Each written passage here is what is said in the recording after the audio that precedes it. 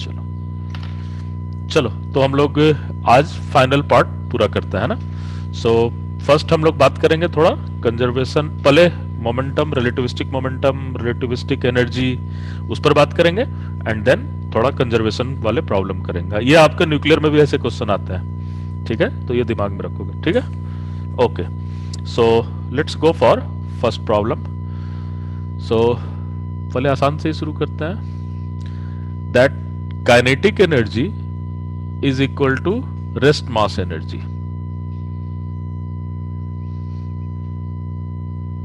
देखो ऐसे क्वेश्चन भी एग्जाम में आते हैं, तो इसे नेग्लेक्ट नहीं करना है ना।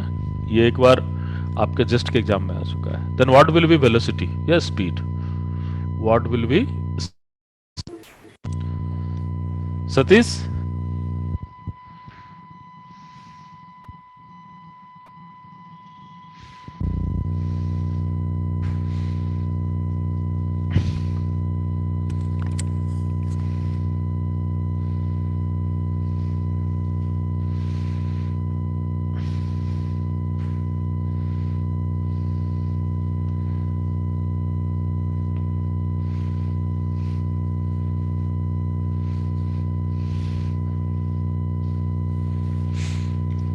कैसे निकालोगे? So obviously total energy is equal to what? Kinetic energy minus M naught C plus, क्या हो रहा है यार, एक मिनट।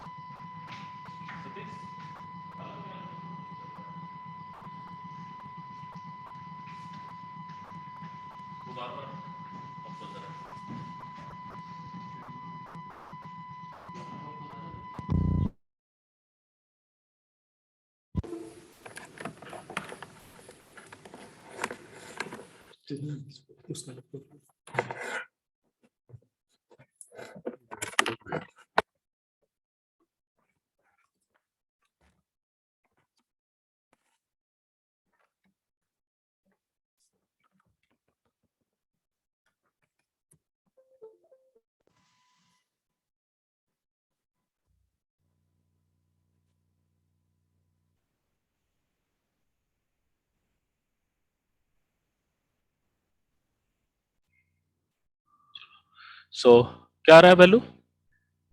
√3/2c। सो सिंपल है, इसे क्या लिख लेंगे?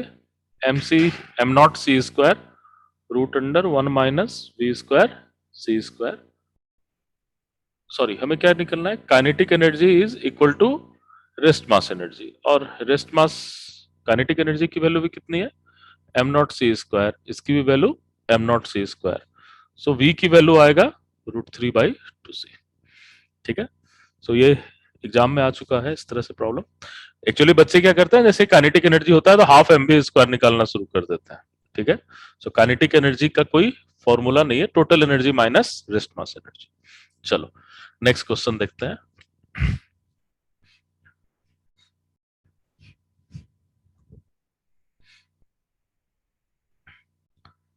So there is a frame sigma, okay, and there is a particle of A moving with velocity √3/2c, and another particle B is moving also with velocity √3/2c in j cap direction, and this is moving in I cap direction, ठीक है। So what we have to do? We have to find, and this is B particle, we have to find rest mass of, sorry, we have to find relativistic mass, relativistic mass of B with respect to sigma. Second, relativistic mass of B with respect to A. Okay, relativistic mass of B with respect to A, ये हमें निकालना है, ठीक है। Okay, and rest mass is given as m naught. Rest mass is equal to m naught. So obviously m naught आप कब निकालोगे? जब आप p के ऊपर बैठे हुए हो, तो आप जो मास देखोगे वो क्या देखोगे? m not. लेकिन जब p की स्पीड सिग्मा के रेस्पेक्ट में क्या दिया है? फर्स्ट हमें निकालना है mass with respect to mass of b with respect to sigma. ठीक है, यही निकालना है। तो ये जैसे लिखेंगे ये क्या होगा? Rest mass by root under 1 minus velocity of b with respect to sigma, है ना? Speed of b with respect to sigma, ये हमें निकालना होगा। सो ये तो दिया ही हुआ है, velocity of b with respect to sigma is nothing but root 3 by 2c। तो ये तो दिया हुआ है, तो इसे जैसे आप पुट करोगे mass of b with respect to sigma m naught 1 minus 3 upon 4, that will be 2m naught। This is trivial, बहुत सिंपल है और बहुत ही आराम से आप इसको कैलकुलेट कर पाओगे। ठीक है, now next question is little bit more interesting. अब हमें क्या करना है? अब हमें mass of b with respect to क्या निकालना है? Mass of b with respect to a। Then we have to go for m naught root under 1 minus velocity of b with respect to a निकालें तो ही हो पाएगा, है ना? सो अब हमें देखना पड़ेगा हम कैसे इसे कैलकुलेट कर सकते हैं। सो ऑब्वियसली s फ्रेम किसे मान लें? क्या निकालना है? Velocity of b with respect to a। तो a को क्या कर ले हम? s frame. Agreed? a is my s frame. b हमारा क्या है? पार्टिकल। सो सिग्मा क्या हो गया हमारा? s dash. काम हो गया यहां तक, है ना? So now we have to just go for next level. So velocity of s dash with respect to s, ये क्या आ रहा है? Velocity of s dash with respect to s means velocity of sigma with respect to a, क्या आ जाएगा? Minus root 3 by 2c। Very good. So that value is minus root 3 by 2c। Clear है ये? Now दूसरा हमें क्या देखना है? Velocity of particle with respect to s dash. So velocity of sigma with respect to particle. So ये हमारा क्या दिया हुआ है? और ये आई कैप डायरेक्शन में है। ये क्या दिया हुआ है? Root 3 by 2c in j cap direction.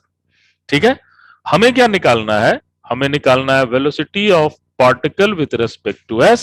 So velocity of a, sorry velocity of b with respect to a, ये निकालना है।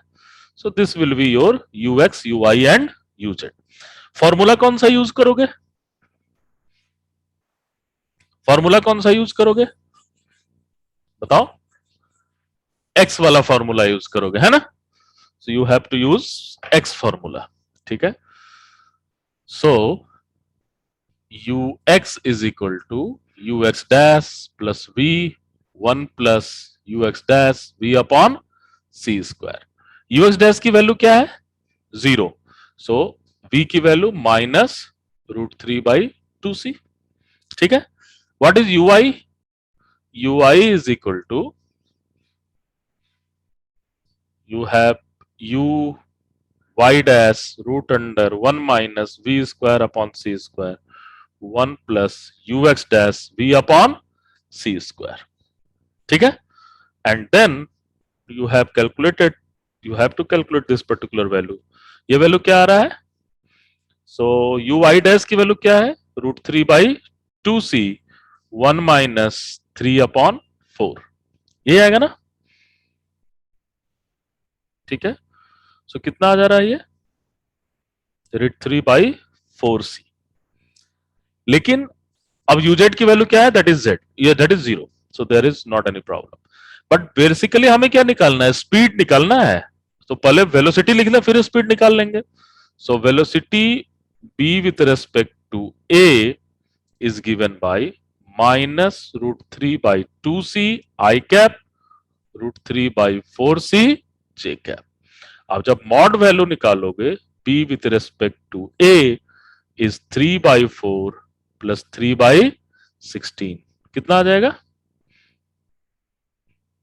सो ऑब्वियसली रूट ले लेंगे, सो रूट अंडर 15/16c, है ना। और जब आप मास देख रहे हो तो ये मास क्या हो जाएगा आपका, your mass of B with respect to A is m0 root under 1 minus क्या आ जा रहा है यहाँ पर 15/16, that is 4m0। It's a very nice problem, है ना। हर एक चीज आप देख पा रहे हो। बच्चे क्या करेंगे, एक ही डायरेक्शन निकाल करके रख सके। मैं आपको एक होमवर्क देता हूं, उस होमवर्क को तुम उस करने की कोशिश करो। मोमेंटम को वेक्टर के टर्म में लिखो, है ना। यहां वेलोसिटी निकल गया, किसके रेस्पेक्ट में, बी के मोमेंटम को ए के रेस्पेक्ट में तुम्हें लिखना है, और फिर वहां से आप ट्राई करो ये आंसर आ रहा है कि नहीं। पहले मोमेंटम लिख लोगे, क्या लिखोगे, मोमेंटम लिखोगे p x i cap plus p y j cap, ये लिखोगे। सो यहां से जो आपकी मोमेंटम होगी m naught u x upon root under 1 minus, यहां क्या होगा यूएक्स स्क्वायर या u x square plus u i square, u x square plus u i square, क्योंकि तो मास का पार्ट लिख रहे हो ना। आप समझने की कोशिश करो, इसलिए मैं कह रहा हूं, इसको ध्यान से देखो क्या है बात। जब भी आप मोमेंटम लिखोगे तो मोमेंटम m इंटू वी लिखोगे ना। तो जब आप यहां m लिखोगे तो ये m नॉट क्या होगा, root under 1 minus naught u x square, this is basically 15/16 ही आएगा ये, और ये क्या आ गया ux plus M naught root under 1 minus 15/16 ui, ठीक है। और यहां से आप एनर्जी कैलकुलेट करने की कोशिश करो, क्या कैलकुलेट करोगे, E square P square plus M naught square C4, ये यहां से आपको सेम एनर्जी मिल रही है या नहीं।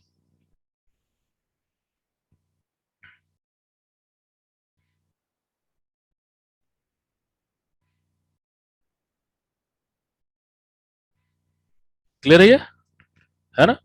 सो this is very interesting thing. So आप एक बार इसे ट्राई करना, ठीक है। चलो नेक्स्ट क्वेश्चन करें। सिंपल, ये सारे ऐसे क्वेश्चन आते हैं आपके एग्जाम में, खूब आते हैं, है ना। तो उसमें कुछ परेशान होने की जरूरत नहीं है, आराम से करते जाओ। फॉर्मूला है, कॉन्सेप्ट है, सारे चीज को आप कर सकते हो आराम से।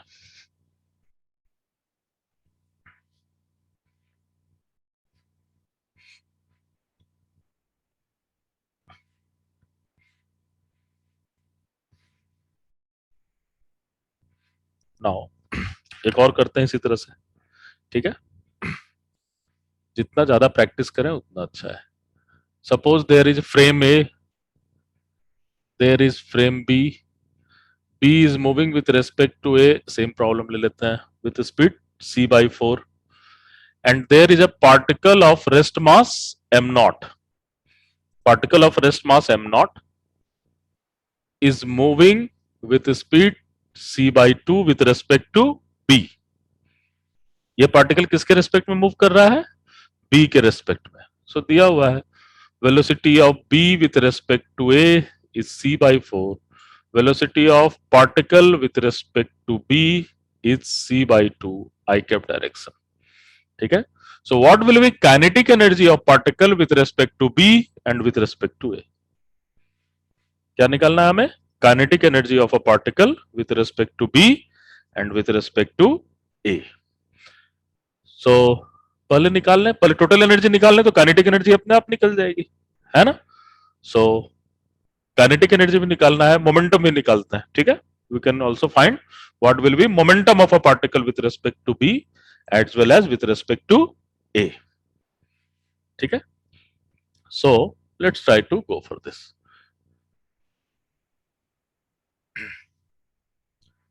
सो पहले टोटल एनर्जी निकाल लें of a particle with respect to B, क्या हो जाएगा M naught root under 1 minus we square upon C square into C square, obviously into C square. और इसको लगा देने से क्या होगा, that will be m naught C square, और वी क्या होगा, velocity of particle with respect to p, यही लिखेंगे। तो ये क्या आ जाएगा, रूट अंडर 1 माइनस क्या हो गया ये, c बाई 2, है ना। सो दैट इज 1/4, ठीक है। सो दिस इज 1/4, ये कितना आ जाएगा, 2/√3 एम नॉट सी स्क्वायर। ये तो टोटल एनर्जी हुआ, हमें क्या निकालना है, kinetic energy. So kinetic energy क्या हो जाएगा, kinetic energy is e of particle with respect to b minus rest mass energy. Rest mass energy हमेशा क्या होगा, सेम ही रहेगा। तो ये क्या हो जाएगा, that value is 2/√3 m naught c square minus m naught c square, ठीक है। ओके, अब मोमेंटम निकाल लें। तो मोमेंटम निकालने के लिए दो फॉर्मूला यूज कर सकते हो, या तो पहले वेलोसिटी निकाल लो या तो फिर एनर्जी वाले फॉर्मूला से निकाल लें। सो एनर्जी वाले फॉर्मूला से निकालेंगे तो क्या हो जाएगा, ये बेटर रहेगा, E square is equal to P square C square plus M naught square c4। Clear है ये। सो यहां से हम देख रहे हैं ई स्क्वायर की वैल्यू क्या होगा, 4/3 m naught square c4 minus M naught square c4 is equal to P square C square. वहां से भी कर सकते बट वो ज्यादा समय लेगा, करके तो देखो। पहले वेलोसिटी निकाला, है ना, अब वेलोसिटी निकाल के फिर पुट किया, और यहां पर डायरेक्ट निकल रहा अगर एनर्जी पता है तो।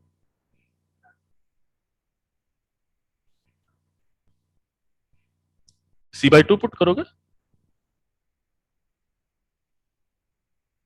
नहीं नहीं, आप जब पुट करोगे तो कैलकुलेशन में ज्यादा समय लगेगा पुट करने के बाद, क्योंकि आपका देखो ये हमेशा ही टफ होगा, M B 1 minus B square सी स्क्वायर, ठीक है। ये हमेशा ही आपको ज्यादा समय लेगा विथ रेस्पेक्ट टू दिस। ये तो 1 सेकंड के अंदर आ जा रहा है अगर एनर्जी आपको पता है तो, ठीक है। वो आपके ऊपर है, आप कोई भी निकाल सकते हो, वैसा कुछ है नहीं।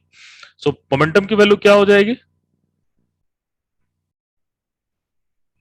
1/√3 एम नॉट सी, है ना, that is m naught c, ठीक है। So this is your 1/√3 m naught c. So b के रेस्पेक्ट में हमने मोमेंटम और एनर्जी दोनों निकाल लिया, एनर्जी निकाल लिया, काइनेटिक एनर्जी निकाल लिया, मोमेंटम निकाल लिया, what ever you want you can easily calculate. अब नेक्स्ट क्वेश्चन वो थोड़ा ज्यादा ट्रिकी होगा।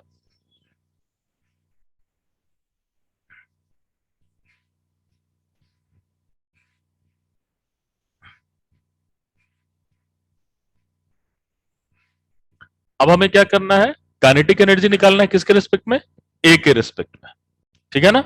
सो फर्स्ट हम लोग एनर्जी निकाल लें। एनर्जी क्या हो जाएगा, energy of a particle with respect to A, यही निकालना है। सो इसे क्या लिख दें, M naught root under 1 minus velocity of a particle with respect to A C square, ठीक है। हमें क्या निकालना होगा, first velocity of a particle with respect to A, क्या होगा ये, कैसे निकालेंगे, याद है कुछ, 2c/3 आता था, है ना, सेम प्रॉब्लम है। फिर भी हम चाहे तो कर सकते हैं, इसे हम क्या करते हैं, एस मान लें, इसे पार्टिकल मान लें, और बी को क्या हो जाएगा, b is my s dash, b is my s dash, ठीक है। सो ये हमारा हो जाएगा। सो हमें, so velocity of s dash with respect to s is c/4 i cap direction, ठीक है। Velocity of particle with respect to s dash c/2, है ना। हमें सिर्फ निकालना है ux is equal to ux dash plus v 1 plus ux dash v upon C square. इसे put करोगे तो हम लोग ने कई बार कर चुका है ना, 2c/3 आता है, ठीक है। So this is your energy and this energy is m naught root under 1 minus 4/9, क्या आ जा रहा है, 5, सॉरी 3/√5, है ना, 3/√5, और सी स्क्वायर से आप मल्टीप्लाई कर दो, ठीक है। फिर हम लोग काइनेटिक एनर्जी निकाल लेते हैं। सो काइनेटिक एनर्जी क्या होगा, that is 3/√5 m naught C square minus M naught C square. आप चाहो तो यहां क्या निकाल सकते हो, मोमेंटम निकाल सकते हो। मोमेंटम निकालेंगे, कैसे निकालेंगे, E square is equal to P square C square plus M naught square C4। ठीक है, so you can easily find momentum. क्या आ रहा है momentum? 9/5 M naught C square, sorry M naught square C4, M naught square C4 is equal to P square C square. So क्या हो गया? 4/5 ना, 4/5 एम नॉट सी। अच्छा नंबर आ रहा है, 4/5 आ रहा है। अच्छा अच्छा, सॉरी, हाँ गलती कर रहा हूँ। कितना आ रहा है? 2/√5। Okay, 2/√5 M naught C is momentum. मैंने पी स्क्वायर सी स्क्वायर की वैल्यू निकाल दी। So this is just a routine problem, है ना, बार बार सेम चीज आपको कर सकते हो, नंबर चेंज होता रहेगा। आपको बस ये देखना है किसके रेस्पेक्ट में क्या मूव कर रहा है और व्हाट इज रिलेटिव स्पीड। तो देखो मैंने जो कहा था कि सारा का सारा खेल ये है कि रिलेटिव स्पीड आप कैसे कैलकुलेट कर सकते हो। जितना ब्यूटीफुली आप रिलेटिव स्पीड कैलकुलेट करोगे उतना बेटर आपका चीज होगा। ठीक है, तो चलो अब इसको नेक्स्ट लेवल पर लेकर चलते हैं, जहां मोमेंटम भी हो, एनर्जी भी हो और कुछ बेसिक फिजिक्स भी इन्वॉल्व हो। ठीक है, so let's try to go for some basic type of collision, उसके बारे में बात करते हैं।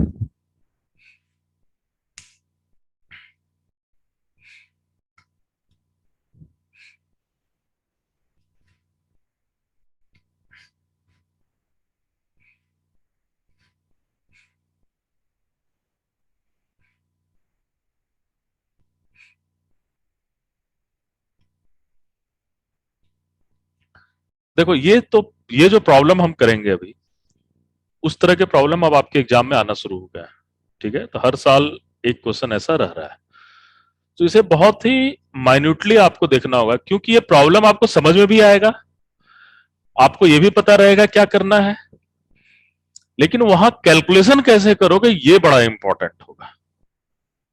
ठीक है, और होगा क्या कि आप कैलकुलेशन में पजल हो जाओगे। इन जनरल इसका यही होता है। तो आपको दिमाग में ये रखना है कि हमें किस तरह से कैलकुलेशन करना है। प्रॉब्लम में कोई भी दम नहीं है, समझने में कोई प्रॉब्लम नहीं है, क्या लगाना है वो भी आपको आता रहेगा, लेकिन जैसे ही हम कैलकुलेशन करने जाएंगे तो अगर हमने गलत रूट ले लिया, उससे भी सॉल्व होगा, ऐसा नहीं उससे सॉल्व नहीं होगा, but it will take half an hour, 20 minute. अगर 20 मिनट किसी भी प्रॉब्लम में गया तो खेल खत्म। ठीक है ना, तो ये चीज बहुत ही दिमाग में रखोगे अपने कि किस तरह से हमें बात करनी है। देखते हैं। So what we have to do, we have in general collision problem और डिकेइंग प्रॉब्लम। ये न्यूक्लियर फिजिक्स में भी आ सकता है, क्लासिकल मैकेनिक्स में भी आ सकता है, और जो भी है उसमें कंजर्वेटिव सिस्टम है, so there is not any heat going out from the system. ठीक है, थ्रेशोल्ड वैल्यू पर ही सारी चीज कैलकुलेट की जा रही है, तो ये हमारा एजम्पशन है सारे प्रॉब्लम में। अदरवाइज ये प्योर न्यूक्लियर फिजिक्स का प्रॉब्लम हो जाएगा, जहां पर आप मास डिफेक्ट वगैरह कैलकुलेट करोगे, लेकिन यहां पर कोई हीट नहीं निकल रहा है, कंजर्वेटिव सिस्टम है। So this is one of the most important thing. Now second thing क्या है, obviously any type of collision you have conservation of momentum, है ना, कंजर्वेशन ऑफ मोमेंटम होगा ही होगा। And if I am talking about conservation of momentum, I am talking about with a vector, क्योंकि momentum कैसा है, vector है। सो x direction का भी मोमेंटम कंजर्व होगा और वाई डायरेक्शन का भी मोमेंटम कंजर्व होगा। एक बार आप देख लेना कहीं कोई एक्सटर्नल फील्ड तो नहीं लगा हुआ है। अगर एक्सटर्नल फील्ड जिस डायरेक्शन में लगा है उस डायरेक्शन में मोमेंटम कंजर्व नहीं होगा।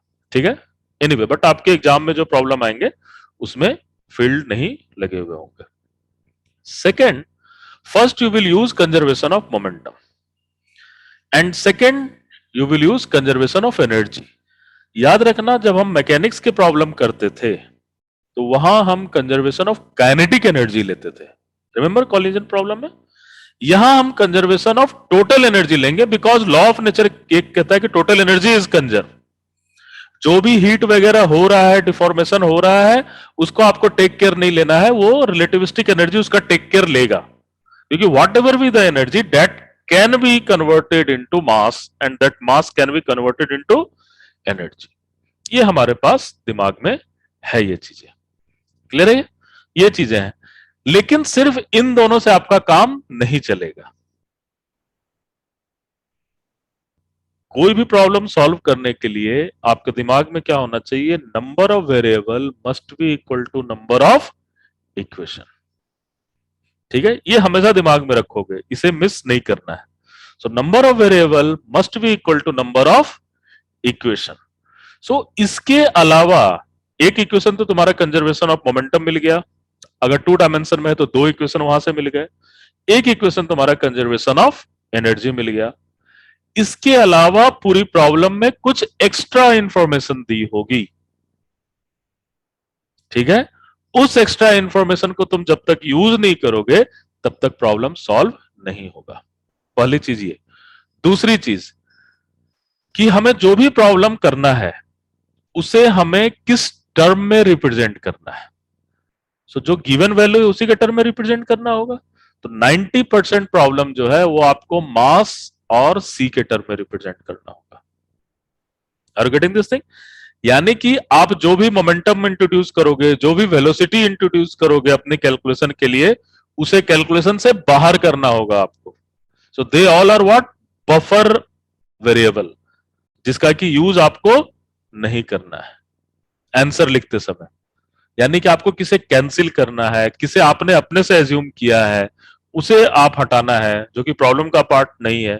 ये सारे चीज को आपको दिमाग में रखना होगा। ठीक है? सो 3 चीज अगर आप दिमाग में रखते हो, 3 नहीं 4 चीज अगर आप दिमाग में रखते हो। फर्स्ट, नंबर ऑफ इक्वेशन, ठीक है। Second, what is your buffer variable? Buffer variable आपका क्या है जो आपने इंट्रोड्यूस किया है कैलकुलेशन करने के लिए? क्योंकि प्रॉब्लम में तो सिर्फ मास दिया रहेगा और सी आपको पता है यूनिवर्सल कांस्टेंट, तो सारा चीज इसी के टर्म में लिखना है। लेकिन आप उसके अंदर ई भी लेकर आओगे, आप उसके अंदर पी भी लेकर आओगे, आप हो सकता है वी भी लेकर के आओगे, स्पीड भी लेकर आओगे, तो वो सारे बफर वेरिएबल होंगे जिसे आपको स्मार्ट कैलकुलेशन करके हटाना है। ठीक है? सो बफर वेरिएबल को आपको हटाना है। एंड थर्ड, आपको जो है फाइनल आंसर आपको एम और सी के टर्म में देना है। ठीक है? यहां आपको ये आपको पता होगा, ठीक है, क्योंकि यहां पर आपको 2 इंफॉर्मेशन मिल रहे हैं, conservation of energy, conservation of momentum, conservation of momentum x और वाई। ठीक है, 3 इंफॉर्मेशन यहां मिल रहे हैं। एक इंफॉर्मेशन यहां पर और आपको एक्स्ट्रा इंफॉर्मेशन होगा।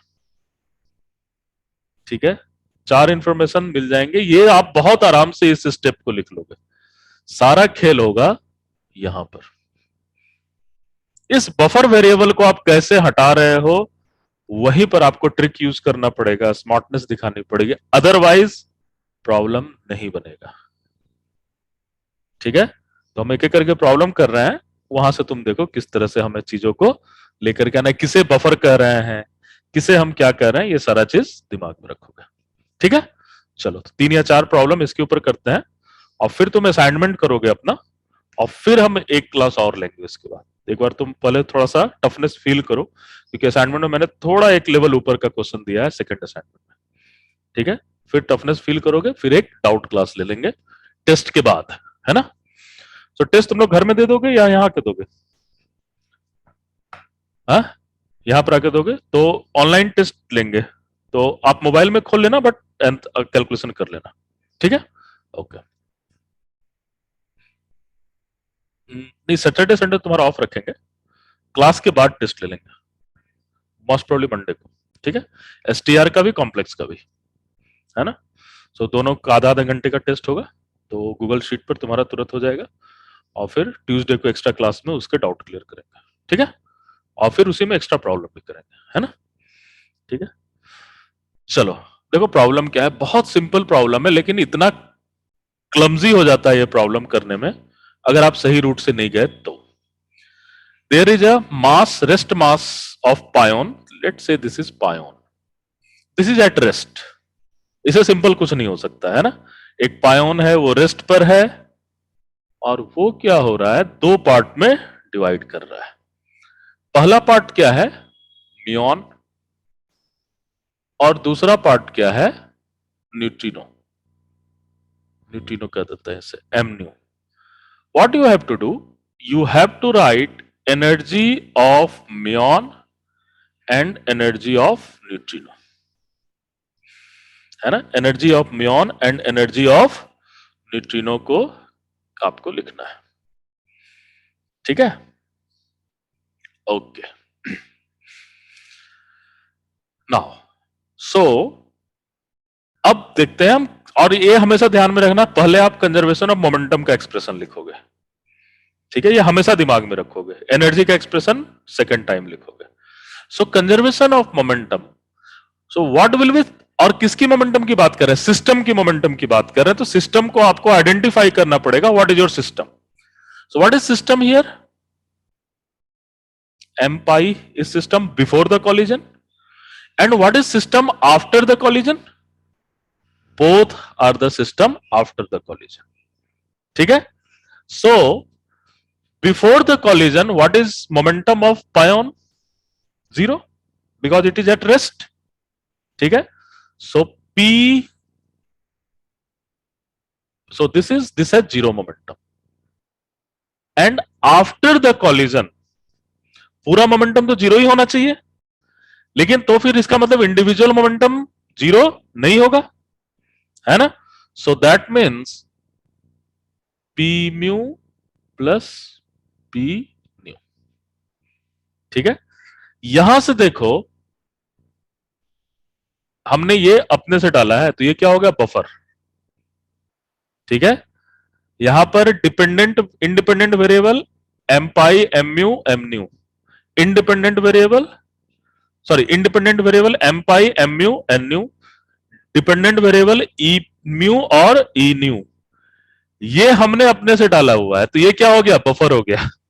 तो इसे कैलकुलेशन से हमें क्या करना होगा? हटाना होगा किसी भी सूरत में, ठीक है? बट यहां पर कैलकुलेशन से हटाने का मतलब है कि वेरिएबल रिड्यूस करना और फाइनली उसे निकालना होगा, ठीक है?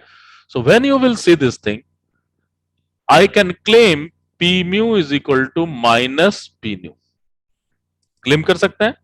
सो ये क्लेम कर सकते हैं कि जिस डायरेक्शन में म्यून जाएगा with momentum, exactly same direction में न्यूट्रिनो वापस होगा,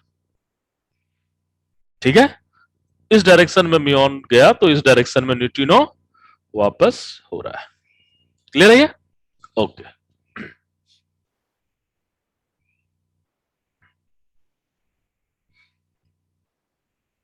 means can I say p mu mod of p mu is equal to mod of p nu is equal to p? कह सकते हैं, मैग्नीट्यूड तो सेम होगा, डायरेक्शन अपोजिट होगा, तो यहां पर से आपने p निकाल लिया। तो अब दो वेरिएबल की जगह पर क्या हो गए? एक ही वेरिएबल हो गए, ठीक है? नेक्स्ट कहानी देखो, ये बहुत इंटरेस्टिंग है। ये तो कंजर्वेशन ऑफ मोमेंटम का काम आपने कर लिया, अब हम कंजर्वेशन ऑफ एनर्जी की बात करते हैं।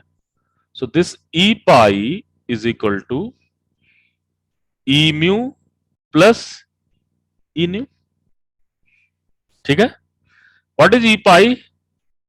M pi C square is equal to p mu square c four, sorry p mu square C square plus M mu square c four root under plus p mu, sorry p nu square C square M nu square c four, ठीक है? Clear है ये? Now कहानी जो है, अब P mu और P new को क्या दे दें? पी दे दें। सो जब जैसे ही पी लिख रहे हैं, so this will be p square C square M mu square c four plus p square C square M nu square c four.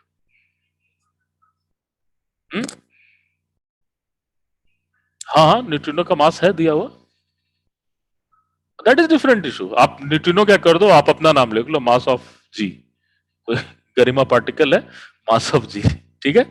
जो दिया है हमें तो उसी पर काम करना पड़ेगा, है ना? ये तो नाम दे दिया है neutrino, you can assume this thing. अब देखो यहां तक तो जो भी बच्चा एग्जाम दे रहा है थोड़ा सिंसियर हो जरूर करेगा, ठीक है?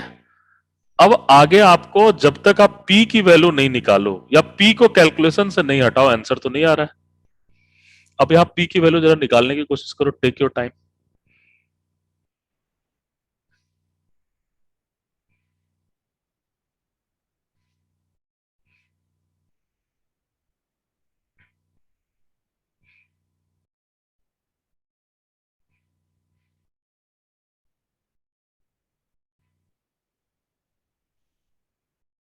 देखो जो भी है करो,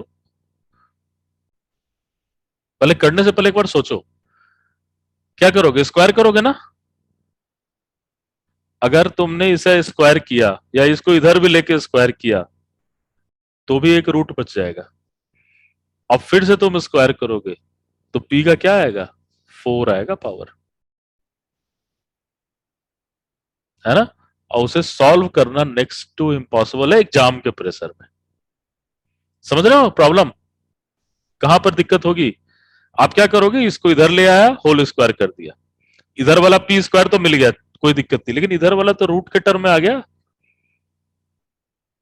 are you getting this thing. तो फिर से रूट आ गया तो फिर से सारे को ले जाओ और फिर से स्क्वायर करो, और फिर से क्या हो जाएगा, p टू द पावर 4 की कहानी आ जाएगी। एग्रीड। सो यहां तक आने के बाद भी एग्जाम में मार्क्स नहीं मिलेगा। So what you have to do, you have to see the thing very carefully. हमें निकालना है क्या है, हमें ईम्यू और ईन्यू निकालना है एमयू, एमन्यू और एम पाई के टर्म में, यानी कि हमें पी को कैलकुलेशन से हटाना है।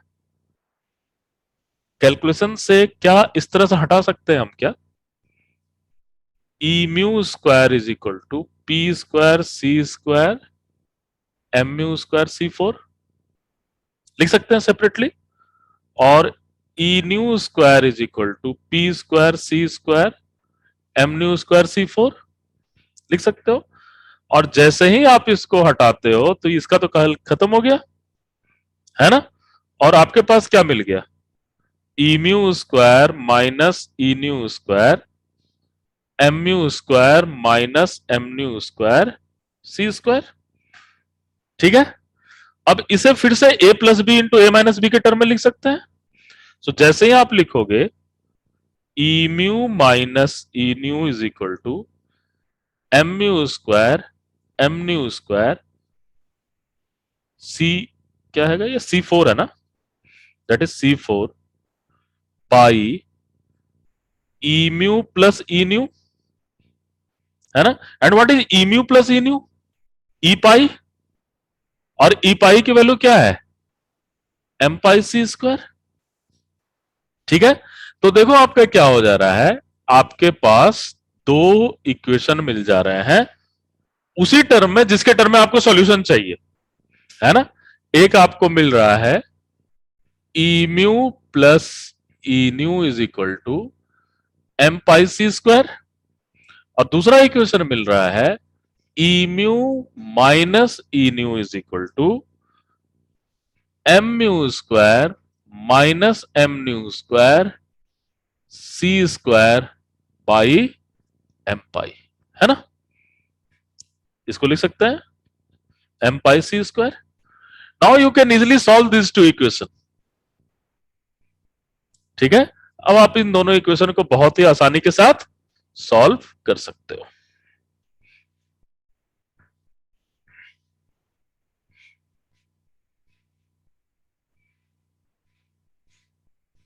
क्लियर है ये, है ना। सो इन दोनों इक्वेशन को जैसे ही आप सॉल्व करते हो तो I think you will get the answer. क्या आंसर मिलेगा, I think you will get e mu is equal to M pi square M mu square minus M mu square by 2 M pi C square. उसी तरह से symmetry से आप ई new भी लिख सकते हो, m pi square minus M nu square M mu square by 2 M pi C square. ठीक है। एक बार ऐड कर दिया और एक बार सब्ट्रैक्ट कर दिया।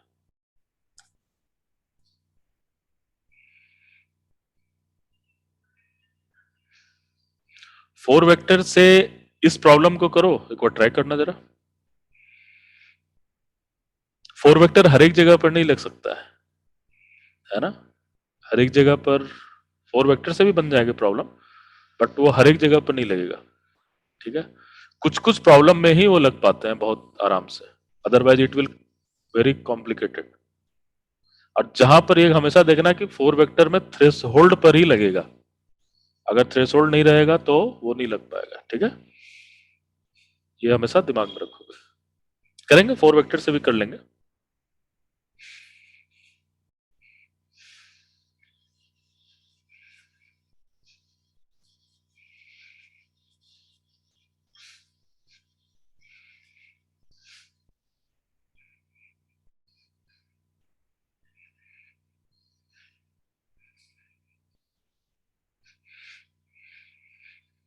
फोर वेक्टर वाले क्वेश्चन वहां पर थोड़े इजी हो जाते हैं जहां पर एंगल वगैरह है, उसको थोड़ा आसान कर देता है, लेकिन वो फिर भी थ्रेशोल्ड वाली केस में सिर्फ, अदरवाइज 4 वेक्टर नहीं लगेगा, है ना?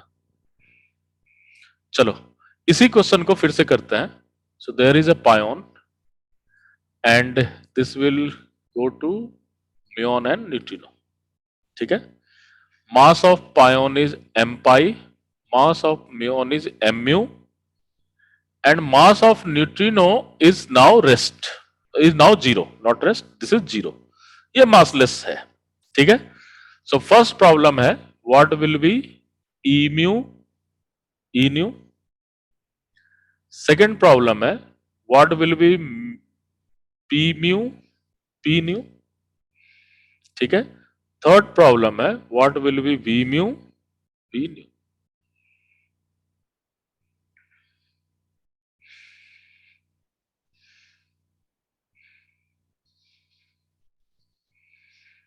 क्लियर है ये? ठीक है? सो ये तीनों चीज करना है, तो फर्स्ट वाला तो यहीं से निकाल लो, म्यू की वैल्यू 0 पुट करके निकाल सकते हैं, लेकिन फिर भी कॉन्सेप्चुअली हम देख लें, न्यूट्रिनो की मास 0 है, फिर भी क्या इसमें मोमेंटम होगा? यस, मोमेंटम होगा, ठीक है? सो ये पी म्यू है, तो इसमें पी न्यू होगा, ठीक है? सो मोमेंटम होना, यहां मैं मैग्नीट्यूड की बात कर रहा हूं, so momentum will be always there. Clear है ये? ओके। सो एनर्जी क्या हो जाएगा? एनर्जी सेम तरीके से निकालेंगे, कंजर्वेशन ऑफ मोमेंटम और कंजर्वेशन ऑफ एनर्जी को यूज करके, सेम यहां पर निकल जाएगा ये। सो यहां पर क्या हो गया, E mu is equal to M pi square plus M mu square by 2m pi C square, ठीक है? और ई न्यू क्या हो जाएगा, M pi square minus M mu square by 2m pi C square. यहां तक तो clear है। नेक्स्ट प्रॉब्लम थोड़ा इंटरेस्टिंग है और उसे देखते हैं। नाउ हमें मोमेंटम निकालना है, ठीक है? मोमेंटम दोनों से निकाल सकते हो, लेकिन हमें किससे निकालना चाहूंगा एग्जाम में?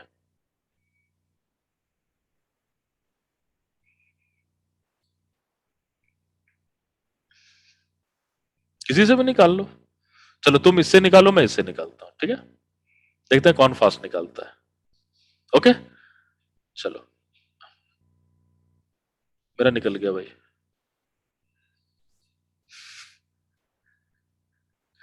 समझ रहे हो? है ना? आप इससे भी निकालोगे यही आएगा, डोंट वरी, है ना? बट वो थोड़ा लंबा, तो आपको देखना है कि भाई कहां पर क्या यूज करना है, ठीक है? सो आप इससे निकालोगे तो क्या यूज करोगे, एम म्यू वी, या फिर ये यूज करोगे, है ना, पी स्क्वायर सी square plus m u square c four का रूट अंडर, ठीक है? इससे यूज करोगे, फिर स्क्वायर करोगे, फिर सारा चीज करके लाओगे तो आएगा। बट हमें पता है कि भाई जो पार्टिकल मासलेस है उसकी मोमेंट, उसकी एनर्जी P इंटू सी होती है, तो जो इसकी मोमेंटम होगी वो भी इसी की मोमेंटम होगी, ठीक है? सो मोमेंटम दोनों की मैग्नीट्यूड क्या होगी, सेम होगी। So you can just go for P mu is equal to P nu is equal to m pi square minus m mu square 2m pi into C. आप चाहो तो इससे ट्राई करके देख लोगे एज अ होमवर्क, ठीक है, just for the practice, ठीक है, ओके। चलो अब जो है इसमें v न्यू क्या होगा, c होगा, क्योंकि मासलेस पार्टिकल है। सो अगर ये मासलेस पार्टिकल है then it will be c, this is your c, ठीक है, this is massless particle, the value is c। What is v mu, ये हमें निकालना पड़ेगा। आप मोमेंटम के भी एक्सप्रेशन यूज कर सकते हो, एनर्जी के भी एक्सप्रेशन यूज कर सकते हो। मेरे हिसाब से जब भी वेलोसिटी निकालना हो या स्पीड निकालना हो तो आप एनर्जी के एक्सप्रेशन पर जाओ। क्यों? क्योंकि मोमेंटम के एक्सप्रेशन में ऊपर v होता है और नीचे भी v है, तो आपको कैलकुलेशन में गड़बड़ हो सकता है। So always go for what, energy expression, और वो हम करने की कोशिश करते हैं, ठीक है। So let's try to go for this.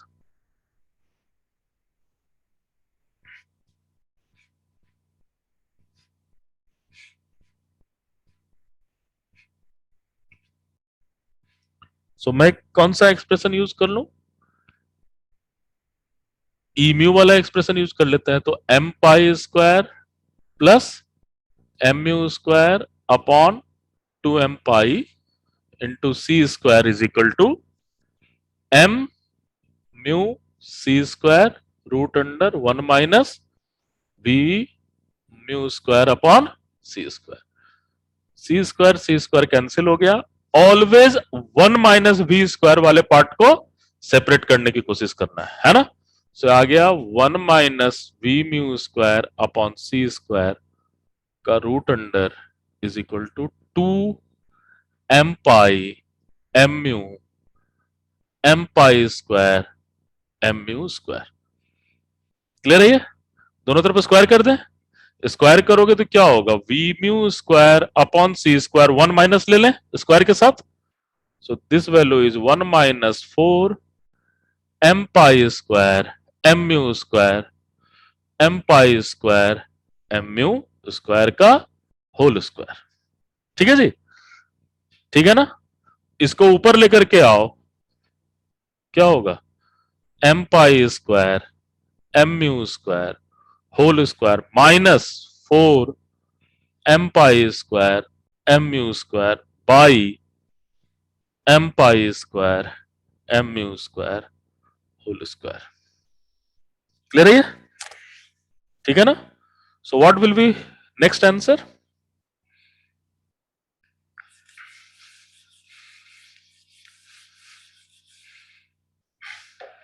So answer मेरे हिसाब से आ गया होगा, we mu is equal to M pi square minus M mu square M pi square M mu square into C.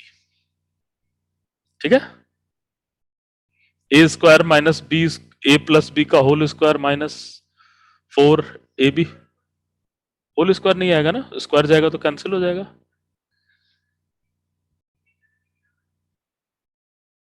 M pi square minus M mu square का whole square, v mu है ना, यहां भी तो square है। ठीक है, so this will be answer. ये आपके एग्जाम में बहुत बार आया हुआ है, नंबर के टर्म में आ जाता है ना, giga electron volt mega electron volt के टर्म में ये क्वेश्चन आ सकता है। ठीक है, तो इस तरह के प्रॉब्लम आपको हमेशा दिमाग में रखना है। क्लियर है? चलो नेक्स्ट क्वेश्चन करता है।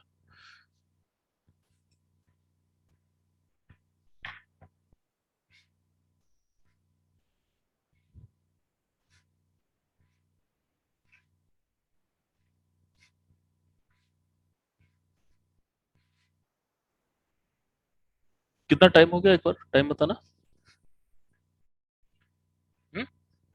11 बजा, ठीक। चलो नेक्स्ट क्वेश्चन देखते हैं। वी हैव अ पार्टिकल, ठीक है, जिसकी मोमेंटम 3/4 एम नॉट सी है। ठीक है, पार्टिकल मूव कर रहा है ऑब्वियसली, और जब ये मूव करते करते क्या हो रहा है, ये कंप्लीटली डीके हो जा रहा है। ठीक है, so completely decays into two photons, completely decays into two photon. so दोनों फोटोन की आपको मोमेंटम और एनर्जी निकालनी है, ठीक है. so you have to calculate momentum and energy of these two photons. दोनों अपोजिट डायरेक्शन में मूव कर रहा है, yes, and both are moving in opposite direction. ठीक है. नाउ अब आप ये बताओ, दोनों फोटोन की स्पीड क्या है? c. दोनों फोटोन की मास क्या है? 0. लेकिन क्या दोनों फोटोन की मोमेंटम सेम होगी?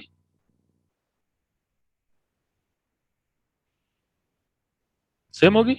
अगर दोनों फोटोन की मोमेंटम सेम होगी तो ये जीरो मोमेंटम हो जाएगा सिस्टम का, और इनिशियली मोमेंटम 3/4 m0c है, तो क्या सेम होगा? सेम नहीं होगा, because you have to conserve momentum.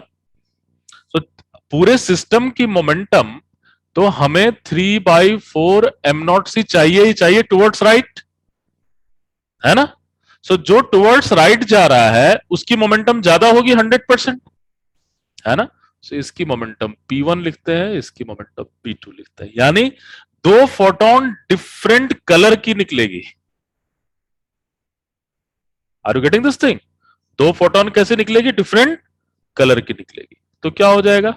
देखिए, p1 minus p2 is equal to 3/4 m0c. Conservation of momentum. p1 इधर जा रहा है, p2 जस्ट इसके अपोजिट जा रहा है, क्योंकि टोटल मोमेंटम हमें 3/4 m0c तो चाहिए ही चाहिए, है ना, क्योंकि उसकी फ्रीक्वेंसी अलग है. फोटोन के केस में तो ऐसा नहीं हो सकता ना, क्योंकि फोटोन की जो मोमेंटम है वो एनर्जी के ऊपर डिपेंड कर रही है, मास के ऊपर डिपेंड नहीं कर रही है, या सी के, समझ रहे हो, वो एनर्जी के ऊपर डिपेंड कर रही है, और एनर्जी फ्रीक्वेंसी के ऊपर डिपेंड कर रही है. किसी ने तो यहां हम गारंटी नहीं ले सकते कि दोनों सेम फ्रीक्वेंसी से निकली है. सेम फ्रीक्वेंसी से तब निकलती जब ये रुका हुआ होता.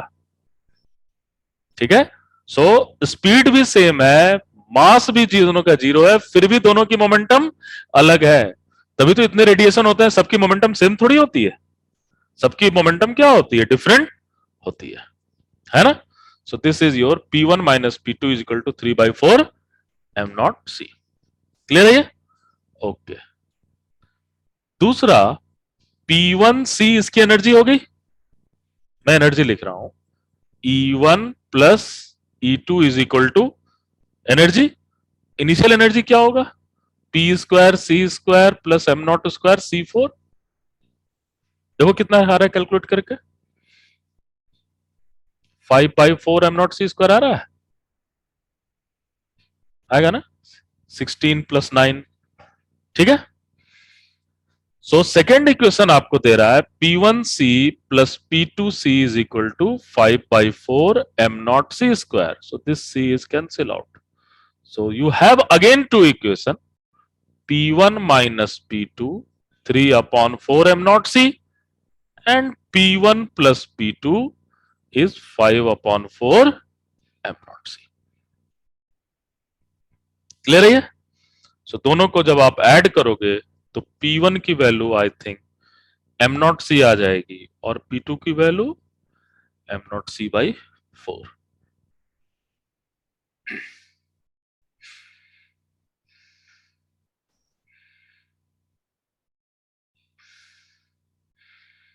ठीक है ना. ओके. सो एनर्जी भी निकाल लोगे. एनर्जी क्या होगा? p1c m0c square. E2 क्या होगा? p2c m0c स्क्वायर/4.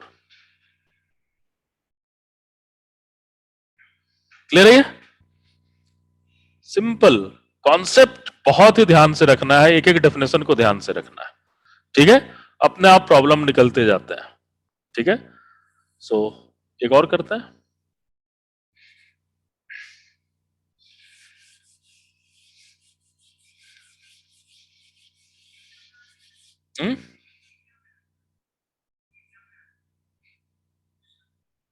कहीं ना कहीं आते रहता है. ठीक है.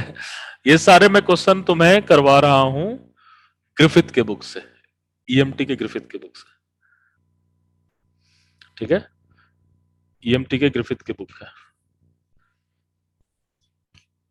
मैं हमेशा कोई ना कोई अच्छी बुक फॉलो करता हूँ, इन जनरल फॉरेन राइटर की बुक, जहां चीजें मिलती है। जैसे जो तुम्हें काइनेमेटिक्स जो मैं करवा रहा था, रेसनिक की बुक से करवा रहा था, ठीक है। ये जो मैं पार्ट करवा रहा हूँ, ये ग्रिफिथ की बुक से करवा रहा हूँ, ठीक है। फिर जब 4 वेक्टर जब करवाऊंगा, फिर रेसनिक के बुक से कराऊंगा।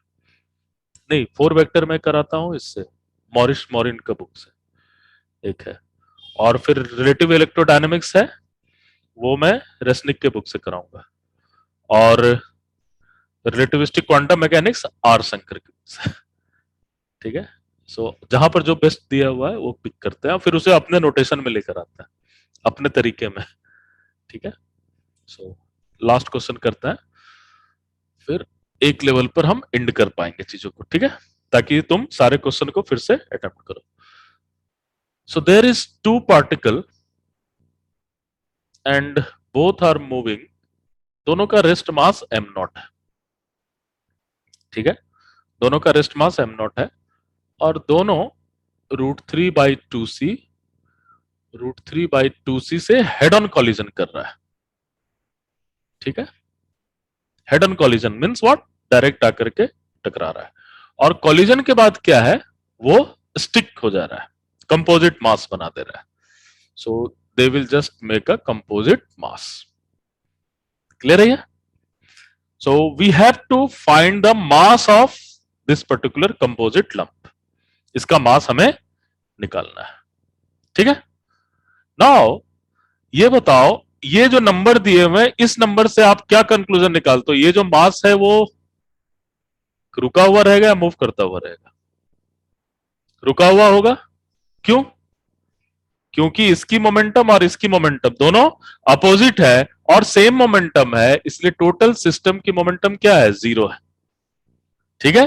सो कंजर्वेशन ऑफ मोमेंटम से, विदाउट डूइंग अननेसेसरी कैलकुलेशन, हम लोगों ने ये कंक्लूजन निकाल लिया कि कंपोजिट मास जो है वो कहां रहेगा, रेस्ट पे रहेगा,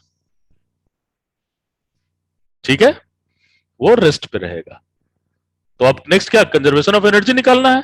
अब यहां एनर्जी किसके टर्म में लिखोगे, स्पीड के टर्म में लिखोगे, है ना। तो क्या हो जाएगा, m0c² √1 - 3/4 प्लस m0c² √1 - 3/4, दोनों प्लस ही साइन लेंगे क्योंकि एनर्जी तो हमेशा एडिटिव होगा, है ना। ये मोमेंटम को देख लिया हमने, किसकी मोमेंटम इसकी मोमेंटम क्या है, इक्वल है, अपोजिट साइन में, इसके कारण ये 0 हो गया। सो कंपोजिट मास जो है वो रेस्ट पे रहेगा। इसकी वैल्यू क्या लिखेंगे, m c², है ना, क्योंकि ये रेस्ट पे है। तो ये कितनी आ रही है, m की वैल्यू 4m0 ना, दैट वैल्यू इज 4m0। पिछले बार जैम के एग्जाम में या जस्ट के किसी में एग्जाम में आया था, इस स्टेटमेंट को बताओ, स्टेटमेंट सही है या गलत। Rest mass of a system is conserve,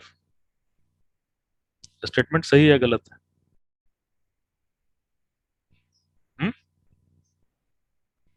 relativistic mass is always conserve.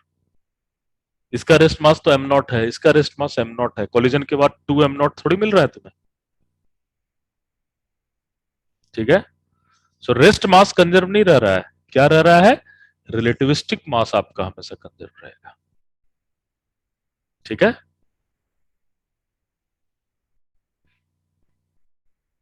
क्योंकि अगर रेस्ट मास कंजर्व रहता तो आपकी कितनी मिलनी चाहिए, 2m0 मिलनी चाहिए, ठीक है। अब याद है जो हम लोगों ने न्यूटोनियन मैकेनिक्स में क्वेश्चन करते थे, दो पार्टिकल आपस में टकरा गया, तो वहां पर हम मोमेंटम तो कंजर्व करते थे लेकिन काइनेटिक एनर्जी कंजर्व नहीं करते थे, याद है। कि वैसे सिस्टम जिसमें कि दोनों टकरा करके एक साथ आ जाते हैं, तो काइनेटिक एनर्जी कंजर्व नहीं करते थे, लेकिन क्या टोटल एनर्जी कंजर्व होगा, यस, टोटल एनर्जी कंजर्व होगा। काइनेटिक एनर्जी क्यों नहीं करते थे, क्योंकि पहले का जो काइनेटिक एनर्जी था, टकराने के बाद कुछ काइनेटिक एनर्जी हीट के फॉर्म में निकल जाता था, वो कितना एनर्जी हीट के फॉर्म में निकलेगा क्या से बता सकते हो, that is 4m0 square minus 2m0 square, है ना। फाइनल एनर्जी क्या मिल रहा है, 4m0 c square minus m0 c square minus, sorry, so that will be and this will be what, 2m0 c square. ये जो एनर्जी जो निकल रहा है वो हीट के फॉर्म में निकल जाएगा, ठीक है, जो डिफॉर्म होने के लिए करता है। Are you getting my point? So ये बहुत ही ज्यादा इंटरेस्टिंग है कि आपका रिलेटिविस्टिक मास कंजर्व है, क्योंकि रिलेटिविस्टिक मास और रिलेटिविस्टिक एनर्जी सेम थिंग है ना। रेस्ट मास आपका कंजर्व नहीं है, रिलेटिविस्टिक मास इज कंजर्व, ठीक है। सो आई थिंक हमने काफी क्वेश्चंस किए, और भी क्वेश्चंस मिलेंगे आपको, ठीक है। सो फर्स्ट तो आप पहले आप असाइनमेंट ट्राई करो, असाइनमेंट 1 2 2 दिन है आपका, 2 दिन ट्राई करो, पहले असाइनमेंट कर लो और फिर बताओ, उसके बाद ही टेस्ट करेंगे, ठीक है। सो असाइनमेंट दोनों कर लो और पीवाईक्यू करना शुरू करो, ठीक है, इतना दोनों करना शुरू करो। सो मंडे से हम लोग लैग्रेंजियन शुरू करेंगे, है ना, लैग्रेंजियन हैमिल्टोनियन ये सारे चीज शुरू करेंगे। तो एक वीक में मोस्ट प्रॉब्ली खत्म करेंगे, क्योंकि हमारे पास उतना समय नहीं है ना कि जनवरी वाले सेशन की तरह आराम आराम से करें, ठीक है। सो लैग्रेंजियन पर डे 2 2 क्लास लेकर के एटलीस्ट इस वीक में लैग्रेंजियन और हैमिल्टोनियन दोनों फिनिश करें, फिर नेक्स्ट वीक में आपका ये पॉइजो ब्रैकेट और ये जो इंपॉर्टेंट सिमेट्री वाली पार्ट है वो फिनिश कर पाए, ठीक है।